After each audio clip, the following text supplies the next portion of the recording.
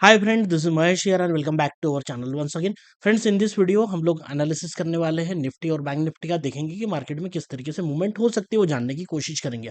अगर आपने last week देखा होगा तो market was continuously going upside.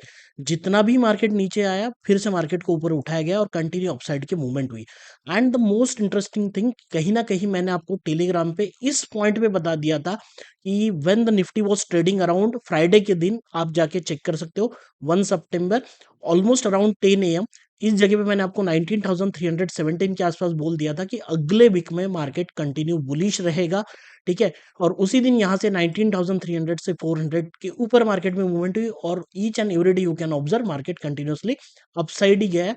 और ऑन द लेवल्स अगर आप चेक करोगे निफ्टी का चार्ट, तो बहुत ही अच्छा परफॉर्मेंस हम लोगों को मिला।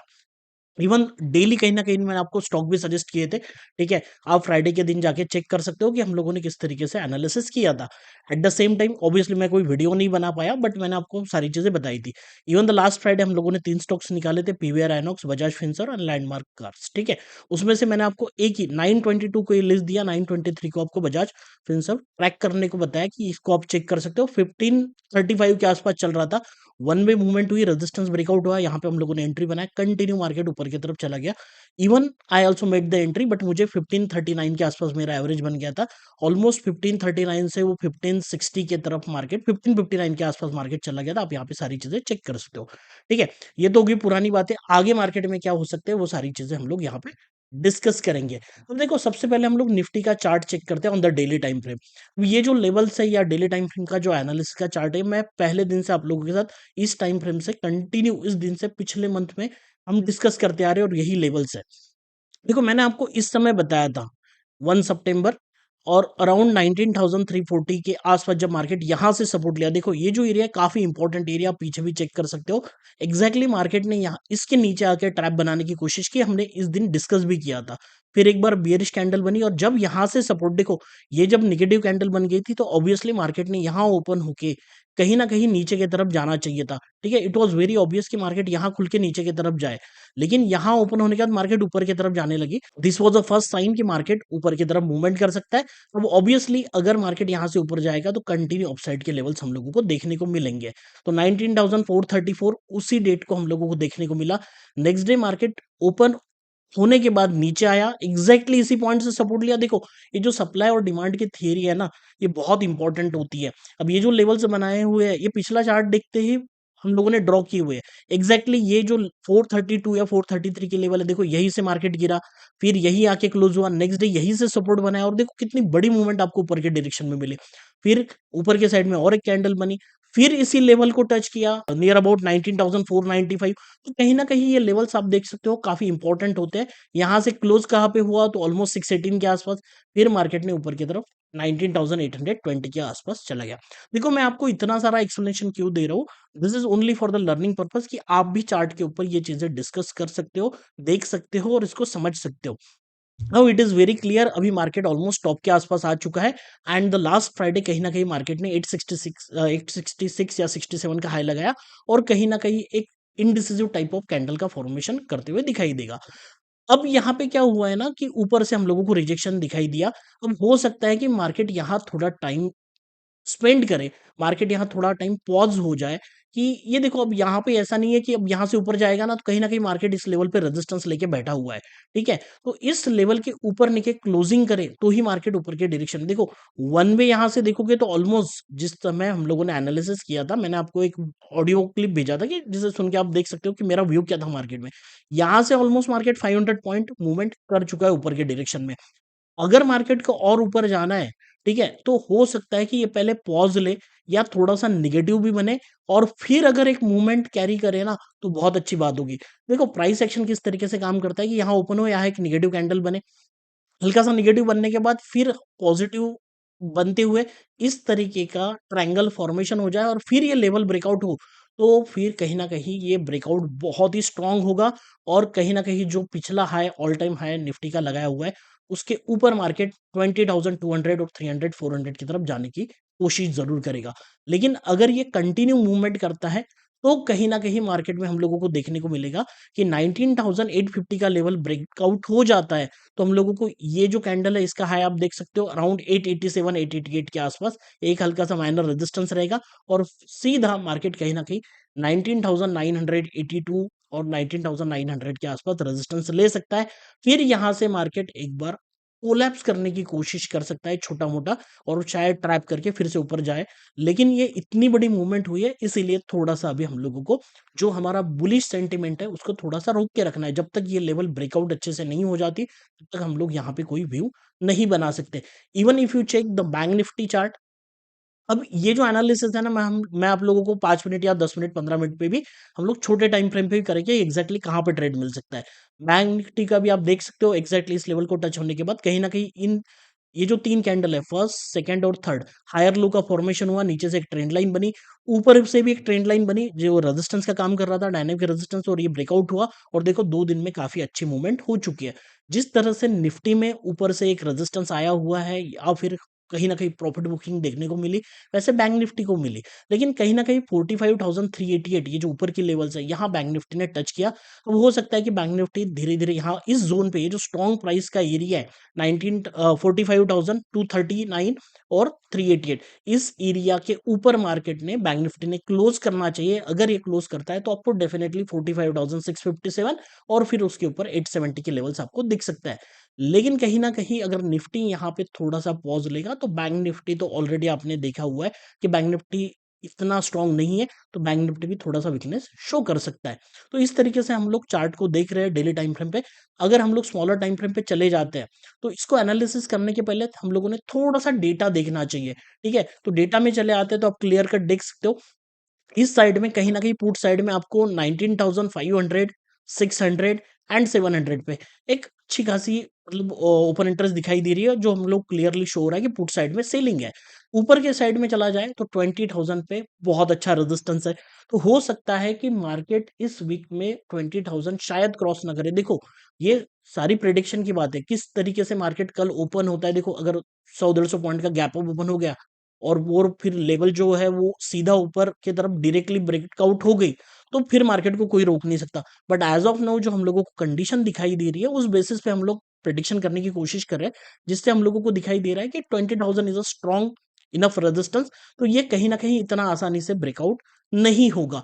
तो हो सकता है कि मार्केट अभी जो है 19,850 के आसपास, जिसमें हम लोगों को ऊपर के 19,900 के भी स्ट्राइक प्राइस पे कॉल साइड में ओपन इंटरेस्ट है, लेकिन पुट साइड का कलेक्टिवली ओपन इंटरेस्ट देखा जाए तो स्ट्रॉन्ग है। तो कहीं न कहीं मार्केट का जो सेंटीमेंट है वो अभी भी बुलिश है, लेकिन रिस्ट्रिक्टेड अपसाइड जो मूवमेंट हम लोगों को दिखाई दे रही है, वो है। अगर मार्केट यहाँ ऊपर की तरफ चला जाता है और ये जो 20,000 का ओपन इंटरेस्ट है, देखो अभी कहाँ है मार्केट 850 पे है, तो 20,000 के साइड में ओपन इंटरेस्ट इतने जल्दी कम नहीं होगा क्योंकि देखो जहाँ भी उन्होंने बेचा होगा, जो लोगों ने कॉल सेल बेचे करे होंगे, अगर मार्केट यहाँ टाइम स्पेंड करेगा ना 1-2 दिन, तो ऑटोमैटिकली मान के चलो कोई कॉल 50 का बेचा हुआ है, वो 20-25 पे आ जाएगा, ठीक है? तो उन लोगों को एक इनफ टाइम मिलता है कि जब तक वो ₹50 के ऊपर नहीं जाता या 50 तक नहीं आता, उनको कोई लॉस ही नहीं है। इवन वो 60 पे भी चला गया तो 10 पॉइंट्स का ही लॉस होगा। तो जो होल्डिंग कैपेसिटी होती है ऑप्शन सेलर की, वो बहुत ज़्यादा अच्छी होती है। अगर उन्होंने सेल किया और 1-2 दिन टाइम पास हो गया, तो होल्ड करेंगे, इतने आसानी से ब्रेकआउट नहीं होता और वो जनरली ब्रेकआउट आपको फिर एक्सपायरी के दिन थर्सडे को मिल सकते हैं, ठीक है? तो इसीलिए मैं आपको ये चीज़ बता रहा हूँ कि यहाँ पे हो सकता है कि मार्केट कहीं न कहीं टाइम स्पेंड करे, लेकिन जो ओपन इंटरेस्ट बता रहा है, वो नीचे के साइड से आप लोगों को सपोर्ट ज़्यादा है, तो कहीं न कहीं मार्केट यहाँ पे इंडिसिसिव कैंडल का फॉर्मेशन कर सकता है, लेकिन जो होगा थोड़ा-सा अपसाइड की तरफ।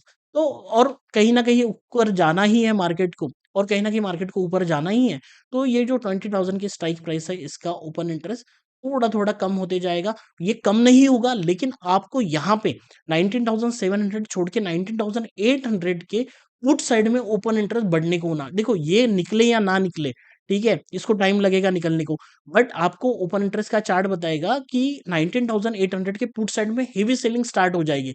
अगर ये हेवी सेलिंग स्टार्ट हो जाती है 19,800 के पुट में, तो आप समझ जाना कि मार्केट ऊपर की साइड में रैली करने को रेडी है।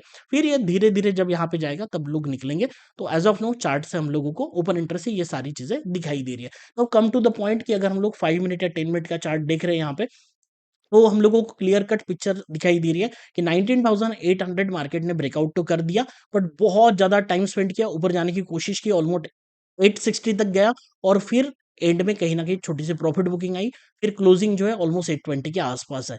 तो यहाँ से हम लोगों को क्लियर कट एक दिखाई दे रहा है कि अगर मार्केट यहाँ कहीं ओपन होता है, ठीक है? कहाँ ओपनिंग होगी अगेन इम्पोर्टेंट, जब तक मार्केट इस 860 850 के लेवल को ब्रेकआउट नहीं करता है, तब तक मार्केट ऊपर की तरफ नहीं जा सकता है। लेकिन आप यहाँ पे एंट्री बनाओगे, तो ऊपर में कहीं न कहीं आप यहाँ पे देख लो 19,900 एंड 930 के स्ट्रॉन्ग रेजिस्टेंस इंट्राडे के बन के आ रहे हैं, ठीक है?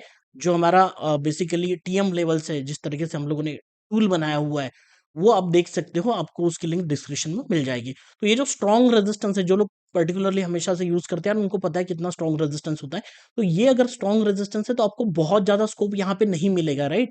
तो आपको प्रॉफिट तभी अच्छा हो सकता है, अगर आप यहाँ से एंट्री बनाओगे। तो यहाँ से एंट्री कैसे बनेगी? देखो सिंपल सा कॉन्सेप्ट मैं बता दूँ, यहाँ अगर ओपन हो रहा है और मार्केट स्टार्टिंग में ऊपर गया, तो कहीं न कहीं यहाँ से इतनी सेलिंग आई हुई है, तो एक बार वो रिएक्ट ज़रूर होगा, वो नीचे आएगा, ठीक है?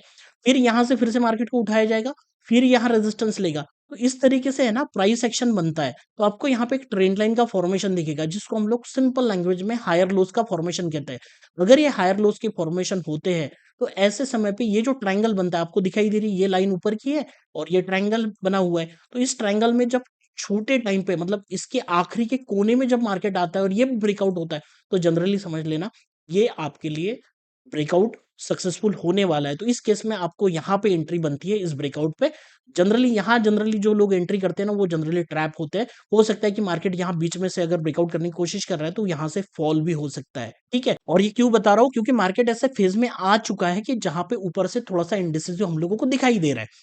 तो इसीलिए मैं आप लोगों को चीज़ें बता रहा हूँ कि यहाँ अगर मार्केट ओपन होता है, तो आपके पास एक अपॉर्च्युनिटी यहाँ पे रहेगी, जिसको आपको टाइम देना पड़ेगा, फिर ट्रेड करना पड़ेगा, या फिर आप एक काम कर सकते हो, जब मार्केट इस जगह पे आता है, तो बहुत बार इस समय पे क्या होता है ना, ऐसा मार्केट नीचे आता है और यहाँ पे हैमर कैंडल का फॉर्मेशन हो जाता है।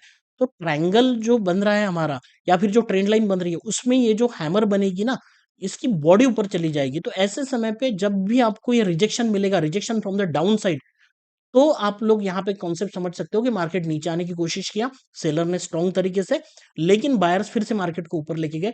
तो ऐसे केस में जनरली ये मार्केट का लो कभी ब्रेक डाउन नहीं होता। मैं बहुत सारी चीज़ें प्राइस एक्शन की आपको यहाँ पे एक्सप्लेन कर रहा हूँ। मैंने बीच में छोटे-छोटे वीडियो बनाना शुरू किया, बट नाउ ऑनवर्ड्स मैं आपको काफ़ी अच्छा एक्सप्लेनेशन देने वाला हूँ, जो प्राइस एक्शन को एक्सप्लेन करेगा, जिससे आपको हेल्प भी होगी ट्रेड करने के लिए। तो अगर ये पैटर्न दिखता है, तो फिर हम लोग यहाँ पे भी ट्रेड कर सकते हैं। फिर यहाँ से यहाँ तक आप लोगों को मूवमेंट मार्केट में मिल सकती है। होपफुली जो पॉइंट मैं आप लोगों को बता रहा हूँ, वो सारे आप लोगों को अच्छे से समझ में आ रहे होंगे। तो ये जो एरिया है ना, बेसिकली इंडिसिसिव एरिया है। तो यहाँ पे आपको पर्टिकुलरली प्राइस एक्शन देखना होगा अच्छे से। अब देखते हैं कि अगर मार्केट यहाँ ओपन होके नीचे आता है, ठीक है? देखो बहुत सारी प्रोबेबिलिटी होती है कि मार्केट यहाँ ओपन हो तो किस तरीके से ऊपर जाएगा, किस तरीके से नीचे आएगा, सीधा गैप अप ओपन हो जाए या फिर सीधा गैप डाउन ओपन हो जाए। तो ये तीनों सारों कंडीशन हम लोगों को सोचनी पड़ती है, उस हिसाब से हम लोगों को प्लान क्रिएट करना पड़ता है। अगर गैप अप ओपन हो जाता है, ठीक है, यहाँ कहीं और फिर यहीं पे आके सपोर्ट बना लेता है, तो देखो क्या होता है ना, बेसिकली लास्ट डे में यहीं से रेजिस्टेंस था, तो ये अगर रेजिस्टेंस है तो now may it will work as a support. तो यहाँ से सपोर्ट लेता है, तो आपको इस केस में आपको यहाँ एंट्री मिल सकती है, दूसरी केस में यहाँ पे एंट्री मिल सकती है। अगर यहाँ पे एंट्री मिलती है, तो छोटा-सा एसएल रहेगा, टारगेट आपका बड़ा रहेगा, ठीक है? और गैप डाउन ओपन होता है, तो फिर देखो ये जो एरिया इसके बीच में कहीं पे भी ओपन हो, तो इंडिसिसिव सा मार्केट रहेगा, नीचे भी आएगा तो यहाँ सपोर्ट है, ऊपर जाएगा तो यहाँ रेजिस्टेंस है। उस केस में आपको वेट करना पड़ेगा। अगर यहाँ पे आता है 19,726 730 के आसपास और यहाँ से सपोर्ट उठाता है, तो एक लॉन्ग एंट्री मिलेगी। जो मार्केट को यहाँ तक लाने की कोशिश करेगी, ठीक है? पहला बात क्या होता है, जहाँ ओपन हो रहा है it will work as a resistance, ठीक है? तो यहाँ कहीं तो भी ओपन होगा, तो आपको एक अच्छी खासी रैली इस पॉइंट से इस पॉइंट तक मिल जाएगी। बीच में कहीं ओपन हो रहा है, तो यहाँ माइनर सा रेजिस्टेंस रिएक्ट करेगा और शायद ब्रेकआउट होके यहाँ तक चला जाए। लेकिन ऐसे केस में यहाँ आने के बाद आपके जो एसएल यहाँ होंगे, उसको ट्रेल करके ऊपर ला लेना है। क्योंकि ऊपर जाएगा तो अच्छी बात है, नहीं आता है तो आपका एसएल आपको सेव करेगा। तो these are the things that we have to understand कि इस तरीके से हम लोगों को सारी चीज़ें समझना है, ठीक है? अब मैं बहुत ज़्यादा इसमें नीचे की तरफ अगर इस तरीके से ओपन होता है और नीचे की तरफ आता है, तो अगर नीचे आने के बाद ये रिटेस्ट करके फिर नीचे जाता है ना, तो फिर आपको इस जगह पे एंट्री के लिए हम लोग देख सकते हैं, क्योंकि इस केस में आप यहाँ पे एंट्री करोगे, यहाँ पे शूटिंग स्टार बनेगा, ठीक है? शूटिंग स्टार तो नहीं होगा क्योंकि बॉटम पे बन रहा है मार्केट के। नीचे से देखोगे तो टॉप पे बन रहा है, लेकिन अगर इंट्राडे प्रोस्पेक्टिव देखोगे तो वो साइडवेज ही मार्केट रहेगा उस केस में। तो उसे एक तो आप शूटिंग स्टार कह सकते हो या फिर इन्वर्टेड हैमर भी कह सकते हो। प्रोस्पेक्टिव अलग होगा, कहाँ से देख रहे हो। लेकिन यहाँ पे इस तरीके की कैंडल का फॉर्मेशन होता है, तो बिलीव करो 15 मिनट के ऊपर, तो आप इस लो के नीचे ज़रूर आप सेल कर सकते हो। जो भी छोटी-सी यहाँ पे इसकी शैडो होगी, उसके नीचे आप सेल की ऑर्डर लगा सकते हो। जो एसएल होगा, वो यहाँ पे आपका एसएल रहेगा। इन दैट केस आपका एसएल छोटा रहेगा और यहाँ पे आपकी एंट्री होगी और टारगेट आपका काफ़ी बड़ा रहने वाला है। लेकिन मार्केट अगर 70-80% यहाँ टारगेट तक ट्रैवल कर लेता है, तो एसएल को ट्रेल कर लेना है। फिर एक तो यहाँ तक टच होगा, नहीं तो फिर यहाँ आने के बाद आपको प्रॉफिट भी बुक कर सकते हो सेफ साइड। तो इस तरीके से हमारा पूरा प्लान रहने वाला है। बची हुई चीज़ जिस तरीके से मैं आपको लास्ट वीक कंटिन्यू स्टॉक दे रहा हूँ, ठीक है? और वो स्टॉक जनरली आप देख लो, चेक कर लो, चलते ही है। उसे डायरेक्शन भी मैं आप लोगों को बताने की कोशिश कर रहा हूँ, क्योंकि पहले मैं सिर्फ स्टॉक देता था, नाउ डेज़ बहुत सारे मैसेज आ रहे हैं कि सर आप स्टॉक की डायरेक्शन भी दो। देखो मेरे तरफ से जितना चीज़ें होता है ना, हम लोग कोई पेड ग्रुप नहीं चलाते कि इसके लिए मैं आपको उस ग्रुप में ही दूँगा, इस ग्रुप में ही दूँगा, ठीक है? कुछ चीज़ें होती है कि जो लोग लेवल को सब्सक्राइब करते हैं, उनके लिए कुछ 3-4 स्टॉक मैं निकाल के देता हूँ। But at the same time live market में जो स्टॉक दिखता है, अपसाइड जा रहा है, डाउन साइड जा रहा है, जो मुझे लगता है पर्सनली, वो मैं टेलीग्राम पे ही शेयर करता हूँ। टेलीग्राम पे आपको सारी चीज़ें यहाँ पे मिल जाती है। तो नीचे डिस्क्रिप्शन बॉक्स में आपको लिंक मिल जाएगी टेलीग्राम की, आप इसे ज़रूर जॉइन कर लेना। आपको बहुत अच्छा कंटेंट यहाँ पे मिलता रहेगा। So friend, these are the all things that I want to discuss with you. Hopefully आपको वीडियो पसंद आया होगा। बहुत लेट वीडियो बनाया, लेकिन आपकी काफ़ी लोगों की रिक्वेस्ट थी। तो देखो ये सारी चीज़ें करने को बहुत अच्छी लगती है, but at the same time there should be the motivation behind that. तो कहीं न कहीं आप वीडियो को लाइक कीजिए, सब्सक्राइब कीजिए चैनल को, और this video should be shared. आप शेयर कीजिए लोगों के साथ, काफ़ी अच्छा लर्निंग आप लोगों को मिलता रहेगा। सो फ्रेंड्स, मिलते हैं नेक्स्ट वीडियो में, तब तक के लिए जय हिंद, जय भारत।